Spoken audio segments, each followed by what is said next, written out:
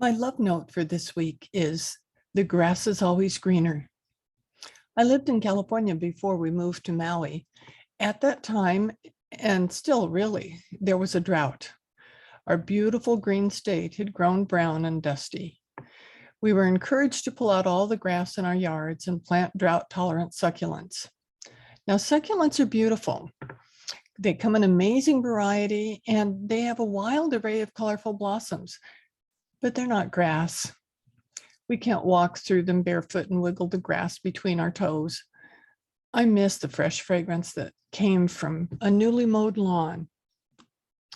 In all the visits that we had to Maui before we moved here, the island always seemed lush and green, and I looked forward to living where the green was a constant. Now, living on the island, I discovered it isn't always green here. Hawaii is the most isolated place on the planet. Everything we use here is either grown here or we have shipped in for very far away. The water we use comes from the sky, and though it rains a lot, sometimes it doesn't.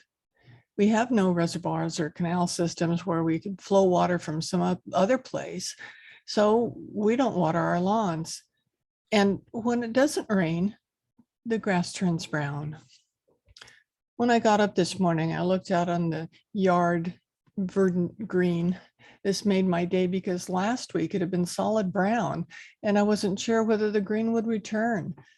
But we had a couple of days of rain and you'd never know that the lawn was brown last week. This made me think about the cycle of life. Just because some grass dies, more comes right in to take place and green up our world. Everything is cyclical. With evidence of global warming all around, when asked if this is real, a geologist friend of mine always answers, the world heats up, the world cools down. When you look at the history of our planet, that's exactly what happens. Just like with the grass, when the grass is green, the grass turns brown. Then more green grass comes along. As with human life, people are born, then people die. That's a sure thing for all of us. We can't afford either end. We can't avoid either end of that spectrum. The key is to not worry about the past or fear the future, but to live in this moment today, enjoying walking through that green grass. Make the most of it. Experience what you want to. Say what you want to say.